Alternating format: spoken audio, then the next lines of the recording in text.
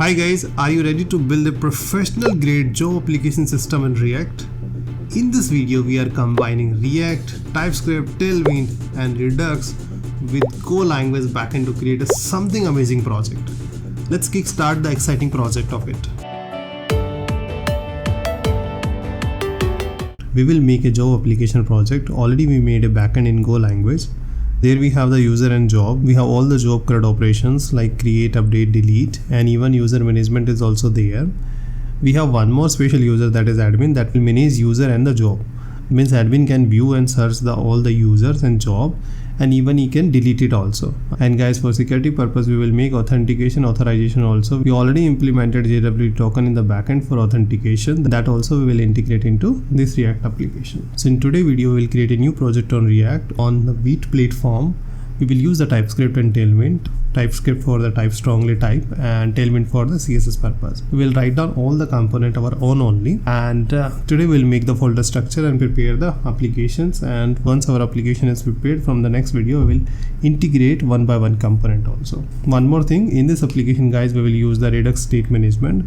We'll use the Redux thunk and we will create some middleware also for learning purpose. So let's start the coding part of it. Let's create a new project. As we know guys, we can create a project by the either create React app or by the Vite also. So nowadays we are using Vite only. So we'll use npm create Vite @latest. Hit enter. It will ask the project name. So whatever the project name we like it, we can give it. For example, I'm giving React job applications or React career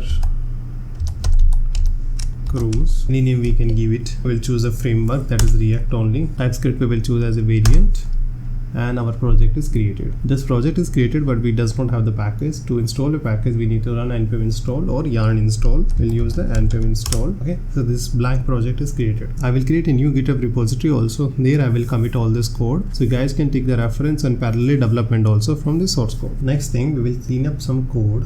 Especially in app.js, we don't want any style or any HTML. Let's remove it. So next part is we need to install a Tailwind. To install a Tailwind guys, you can go on a tailwind.css.com website, get started, and from here you can go to the framework guide. Here we are creating our project through the Vite. You can choose any other framework also if you are creating from some other way. So we'll click on the Vite, and we already done this part. Now we'll use this one, copy, and we'll run in the folder. Please make sure you should run in the folder only. We'll hit it.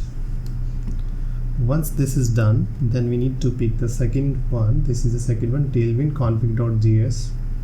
that we will copy paste it over here. After this command, tailwind file is created, then we need to copy paste it over here. The last part is we need to do index.css part. This we will copy and we will paste over here. That's it. We don't require this CSS file, we can delete it. So rest everything is fine. So this is our basic structure of our applications. Okay, now we will write down application only, so that we will run, at least we will see something. Next we need to create some folder structure. So first we will create an image folder in assets. There we will write down our project related images.